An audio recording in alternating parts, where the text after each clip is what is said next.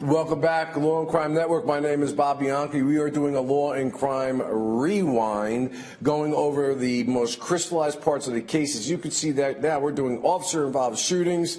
We just got done with Roy Oliver. At 2, we're going to start with Tremaine Wilburn, and I got a special guest coming on with that. And then when I get off, we're going to have a new segment at 3 o'clock with the new host. It's going to be the Van Dyke trial and the cop cover-up case. All fascinating cases that we covered on the Law and Crime Network. The case selection of this crew is unbelievable, and the producers and the data and the information and the gavel-to-gavel coverage, no one does it like us. But now on the rewind, I really love it because we have our trial experts that can take all of the crystallized testimony and we can go through the points that we have all decided made the critical differences in the case. Tremaine Wilburn, charged in an August 2015 shooting of a police officer, killed in the line of duty. The defendant and another man were inside of a Mercedes, and the police officer was executing a motor vehicle stop. One runs out of the vehicle, and then the other one shoots, that is Wilburn, and kills the officer after multiple shots are fired. He runs from the scene. There you see that officer there. Woke up that day, didn't expect he wasn't going home. We talk about that a lot. The defendant runs from the scene, carjacks another guy at gunpoint, and 2 days later turns himself over to the police and goes on trial. This was just any kind of trial. This guy was a special kind of guy in the manner in which he conducted himself, or lack thereof, with respect to decorum and anger and agitation that got the prosecution, I'm sure his lawyers, and certainly the judge pretty agitated in the case. So we're going to cover that. But just as a little tease, got to give you a break, let all that absorb inside of you, because I got, like I said, this special guest that's coming. Normally, I don't get an opportunity anymore to be with this person. We'll go to Top Crimes, and I'll bring him in on the other end as we break this case down. Okay, my name is Bob Bianchi. I'll be here for one more hour doing the Tremaine Wilburn case now that we covered on the Law and Crime Network. And as advertised, I have with us the guy who is also a host at the Law and Crime Network, who was in the Army for 8 years in counterintelligence, a former police officer of the Nashville PD. He's a legal analyst and law enforcement analyst on many networks across the platform, a private investigator, too, and author. He is the Renaissance man here at the Law and Crime Network. Vincent Hill, welcome to the show. Hey, Bob, how are you, sir, man? Hey, thanks for that welcome, but I'm really not that special, man. Well, you know when somebody is special when they say that they're not, because they don't need to go on. You have the record to go on it. We love having you here, obviously, at the Law and Crime Network, and I love working with you, my colleague. So listen, real quick, just this Tremaine Wilburn case, it's not bad enough that a cop gets killed in the line of duty, and the activities and actions of this guy in a courtroom, he's looking at anything from a massive, massive sentence here. But what are your initial thoughts about this guy? Well, listen, Bob, that's why I always say these 3 words that people get confused. And I'm not talking about I love you. I mean a simple traffic stop. We hear that over and over again. A routine traffic stop. There's nothing routine in policing. And if there's one case that demonstrates that, it is this case down in Memphis where that officer, Sean Bolton, lost his life now 3 years ago.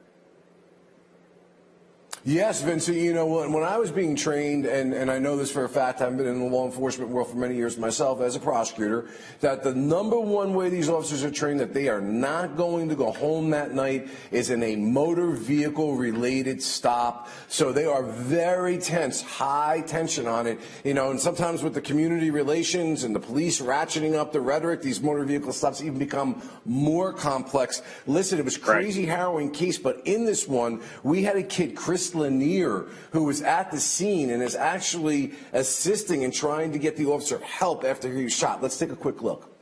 364 Delta. Y'all got a man down. What's there? Mission. 72 all summer line, man. Hurry up, you bleed, man. Bad, man. You recognize the person that was saying that? Me? Now, when you saw the officer, you saw a hold his shoulder. Yes, sir. and he was face down with his hand in his face. Did you happen to observe his weapon? In the holster. What was it? What did you say? It was in the holster. Okay, but it wasn't out. No. All right, we're rewinding today on Tremaine Wilbourn. What you just listened to was Chris Lanier, a good Samaritan. Cops laying face down after being shot, gets on the officer's radio to call for assistance. There was another compelling witness in this case, Marquis Wright, who was actually a witness to the shooting as well that testified. Let's take a look at what he had to say. And the police car pulled up, coming the other way, was it facing Little Dave's car? Yes, ma'am. Okay. Did something about the police car draw your attention to? When the lights came on. Okay. Was it the lights from the blue lights from the car, or was it some other kind of light? The blue lights from the car. Do you recall if there was another light that came from the car? No, ma'am. Okay, you don't recall. So when that car pulled up, Little Dave got out of the driver's side and ran. Yes, ma'am. And then what happened after that?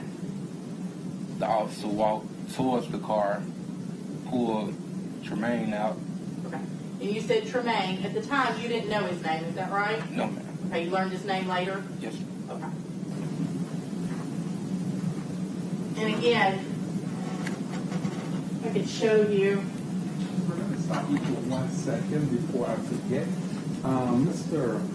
Wright, you said something earlier in the jury. One of the jurors indicated they could not hear what you said. So I'm going to repeat or ask this question again, and if you keep your voice up a little bit, because all these folks sitting here and the lawyers and the court reporter has to hear everything that's said in court. And the question is asked, what did you hear the passenger say when he was pulled out of the car by the police officer? You indicated you heard him say something. The juror said he could not hear what you said. He tried to tell somebody to record him. To record him. Okay, so Marquis Wright is there testifying on direct examination about what he had witnessed, that the officer tried to get him out, the defendant out of the passenger side of the vehicle. There was a little bit of a tussling going on. The defendant pushed him off and then basically shot him, I think initially in the face, and then ultimately, he died, and then went later on, we'll find out, to commit a carjacking. Vincent, listen, prosecutors looking for a death penalty here. They're looking for the lengthiest sentence possible. I don't think that this case was ever a whodunit so much as it what is the appropriate punishment. So this witness, in my mind, was pretty effective. Yeah, absolutely, Bob. And it's definitely not a case of whodunit. I mean, Tremaine later said that he did it when he went on to carjack someone. And you alluded to something earlier, Bob, how traffic stops are so dangerous. And the reason why, and it's important for people to understand, you don't know who is in that car, but more importantly, you don't know what is in that car. So when Officer Bolton approached that car for what he believed was a simple, probably drug transaction, he was not aware that Mr. Wilbourn was actually armed with a gun, and he had no chance. He shot him in the face within seconds, Bob. Right, and one of, obviously, when you have a death penalty, or pretty much an aggravating factor in any case, even in those states that don't have death penalty but life without parole, is the killing of a law enforcement officer in the performance of their duties. So from the cop community, having been a cop, when something like this happens, is there pretty much a rallying call that the prosecution does everything it can to seek the death penalty, both because it's a fellow officer, but also for the protection of officers, that people know that this will result in the ultimate punishment? Absolutely. I mean, you can't let this be an acceptable practice to go out and kill a police officer who is tasked with protecting and serving the public.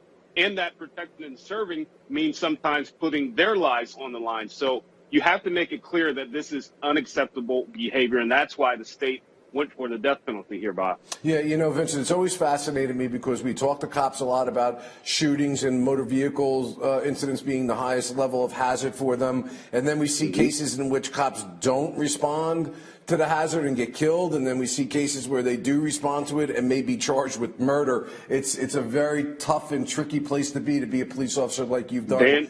Damned if you do, damned if you don't, Bob. Amen, brother. All right, listen, we're going to go to a break. We'll be right back.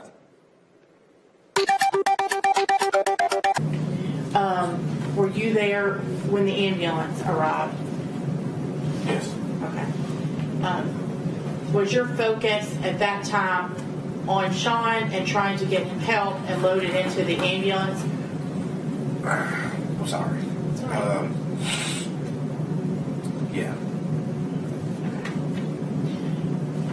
Did you, after the ambulance had left, observe the scene? Yes. Okay. And did you observe any other vehicles besides Officer Bolton's patrol car? Yeah, there was a early model red vehicle. I'm not sure the maker, the model. I can't remember, but I know it was a red or burgundy vehicle.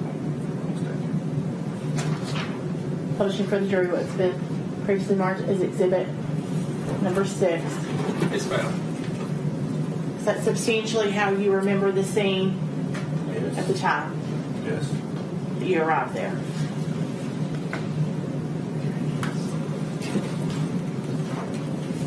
If I could have photograph passed to the officer. Yes, ma'am.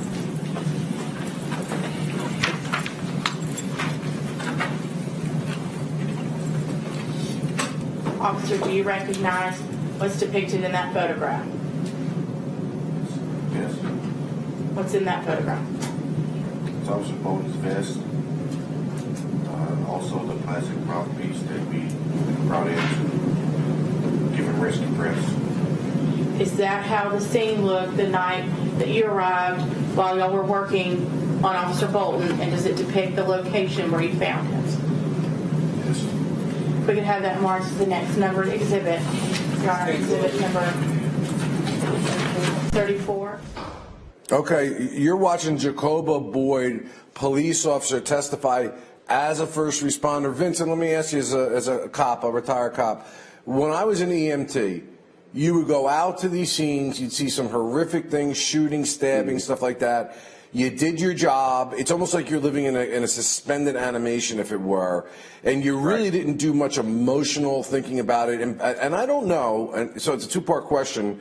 What is the emotional side of that, like the officer, you see him testifying, breaking down a little bit, and two, have they improved what did not exist when I did it with regard to counseling services, and are they mandated for these guys to go to when they see something horrible like this? Right. So, of course, this officer was responding based on his training. He said he was an EMT, he was a firefighter, so it's his training. But on the flip side to that, Bob, you saw how he almost broke down there. You had this very large guy almost breaking down into tears, which let people know police are actually human. That's what we are. We're human. We were human way before we put on a uniform. So a lot of departments have made it mandatory, Bob, to your question, to get this counseling. And I assure you, Officer Boyd probably went to some of this counseling offered through the department, maybe even at his church or wherever else he gets his spiritual advice from. I assure you he's taken this training, this therapy to cope with that. Because, again, this was several years after the shooting. He still was breaking down on the stand, Bob. This very large guy that if people saw on the street would think, oh, he's just a robot because he's a cop. But we're not robots. We're people. Yeah, and you have no choice. There's no escaping the scenarios that you guys have to confront when you either have to run into danger or you just can't say, hey, you know what, I can't deal with this and walk the other way. You've got to put your hands, and I used to say this when I was an EMT, until you smell the blood and feel the stickiness of the blood on your hands, you just can't really articulate, or when a body is burned, that sensation that you can bring up to yourself right now. It's a different thing when you're living in that environment. Yeah, absolutely. And I'm glad you said smell the blood, because I've told people that you can literally, and you know this, Bob, smell fresh blood. That's something you never forget, but you can't just say, to your point, well, I'm not going to do that. I've been to some very gruesome crime scenes, Bob, in my day, and I never once said, well, I can't do that, because my job as a first responder is to get in there, assess the situation, control the situation, and do my job. Right. Excellent points, Vincent. That's an amazing case, and I'd like to get to a little bit more about how this guy conducted himself in trial and ultimately what came of this case. But we're going to take a break, Vincent. We'll be back on the other end.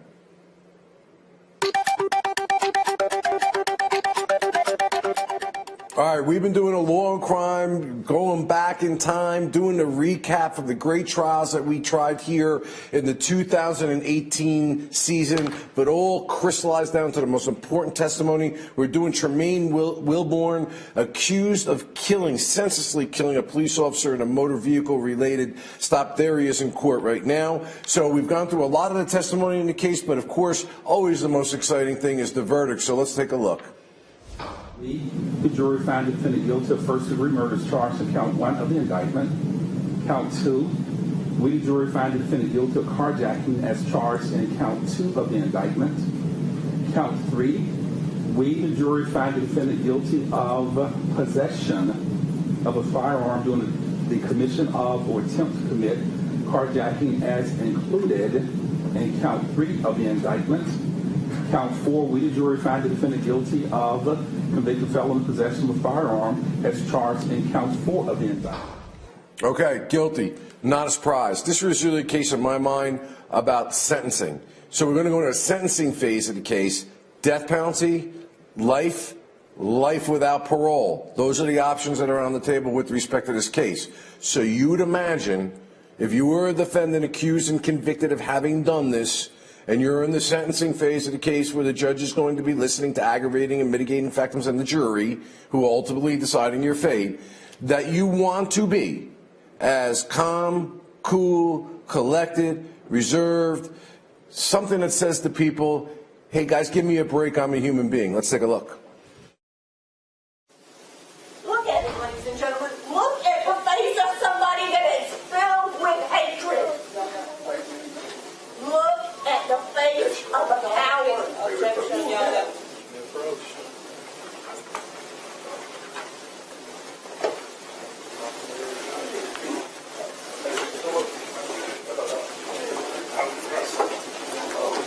LeBourne, it is in your best interest not to say things and use profanity. Mr.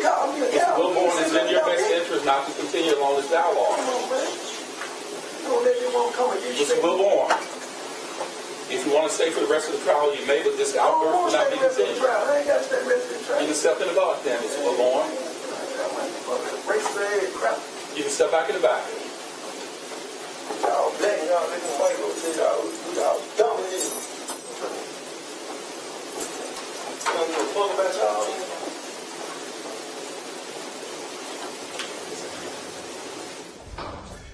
You know, Vincent, I'm not going to lie. I mean, like, that prosecutor was really in the dude's face, okay?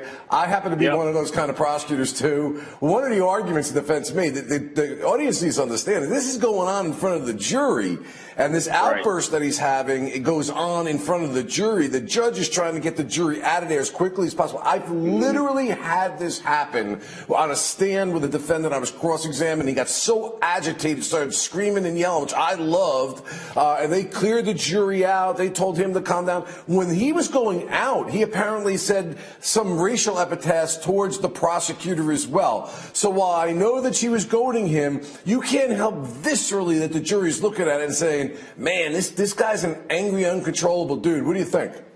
Absolutely, Bob, and I think the jury actually got to see the real Tremaine Wilborn, a guy who shot a defenseless officer in the face, fired 9 more shots, 8 of those actually hitting the...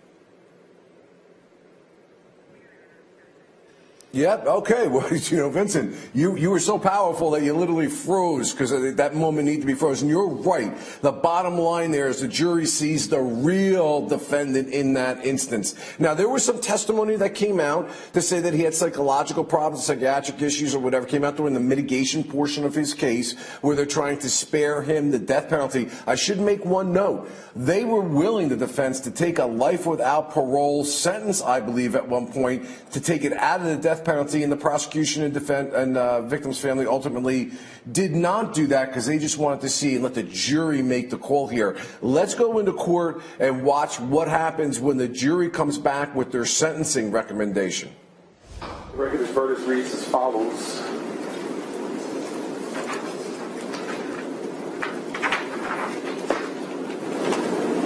We, the jury, unanimously find that the state has proven that following enlisted statutory aggravating circumstances or circumstances beyond a reasonable doubt. 1, the defendant was previously convicted of one or more felonies other than the present charge, the statutory elements of which involved the use of violence to the person.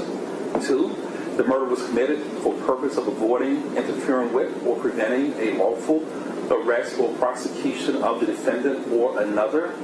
3, the murder was committed against any law enforcement officer, corrections official, corrections employee, probation and parole officer, emergency medical or reserve rescue worker, emergency medical technician, paramedic or firefighter who was engaged in performance of official duties, and the defendant knew or knowingly should have known that such action was a law enforcement officer, such victim rather, was a law enforcement officer, corrections official, corrections employee, probation and parole officer, emergency medical or rescue worker, emergency medical technician, paramedic, or firefighter engaged in the performance of official duties.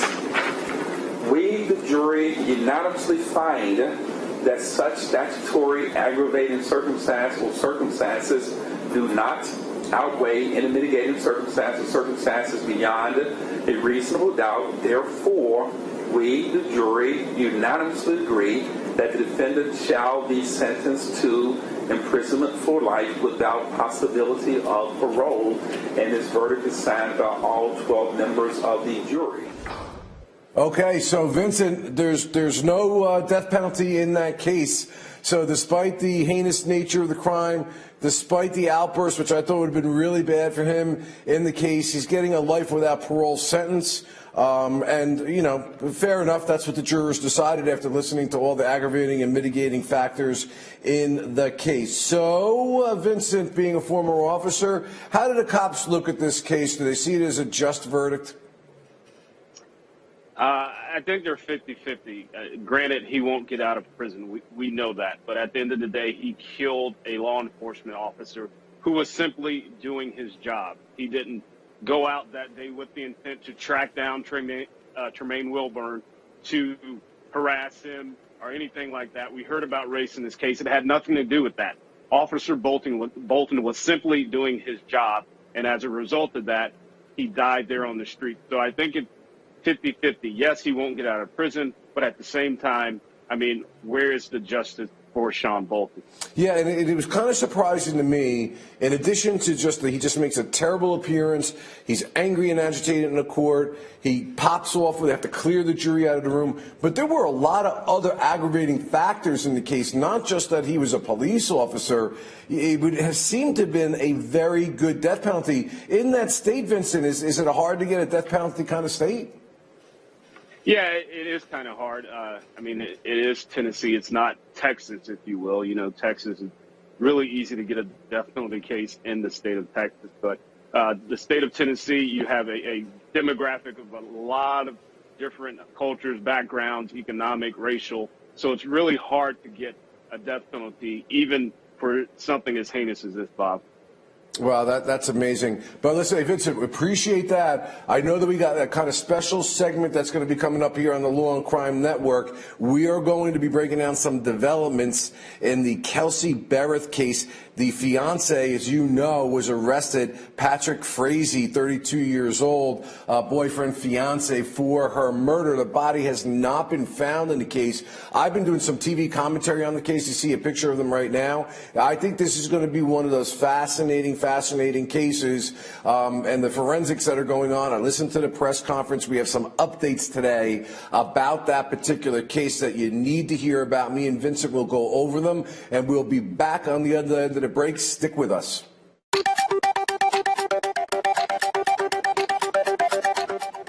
A case coming to us from outside of Colorado that I am sure the Law and Crime Network is going to be following. It is a twisted tale already. You see a picture right there. Kelsey Bereth, 29 years old, with her little infant baby, and the man you see behind them, Patrick Frazee, has been arrested last week for her disappearance and her murder. Now, to set the facts up of this case so that you have a general idea of what went on here, there he is in his prison outfit. outfit, not that nice family portrait any longer. What happened was around Thanksgiving was the last time that anybody saw her. Supposedly, Kelsey dropped off their daughter to him, and then she went missing. The last thing that they had was a videotape of her in a store doing some shopping, and then she just went off the map. Her phone winds up pinging off towers in Idaho. Text messages go to her employer indicating she's not going to be around there for the next week. And everyone that knows it, especially mom, right? The mother's instinct, she knows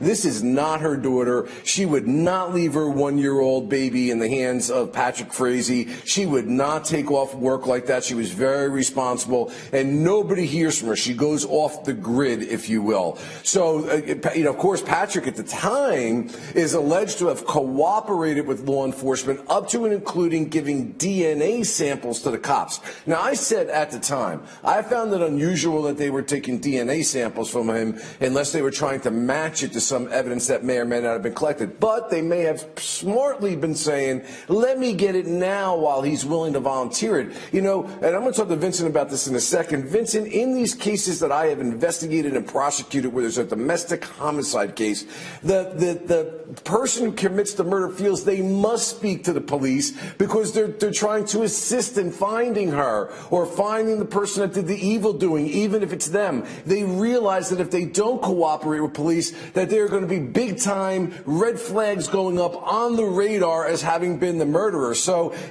we used to use that to our advantage. But you want to help, right? You want to help find her. You want to help find your baby's mother and all of those kind of pressure points. But he doesn't report her missing. Weeks later, mom does. Now, this kind of investigation went to a dark hole. These prosecutors and cops have been pretty tight with the data and information. But they made an arrest last week, and what we found out in that arrest is they still do not have a body. And the second thing that I found to be fascinating, Vincent, is they charged him with solicitation of murder. Murder and solicitation of murder. And a solicitation of murder is a fancy way to say that they tried to get somebody to do the murder, whether that's hire a hitman or not. My last point before I throw it to you, Vincent, because I know you got some developments based on evidence that happened, and I have some courtroom developments that happened, was that we basically developed a profile from what we're reading that there was a van or a truck that was there at a certain point in time, close in time, by her home, which they believe now the police is where the murder occurred, and it went to a garbage dump.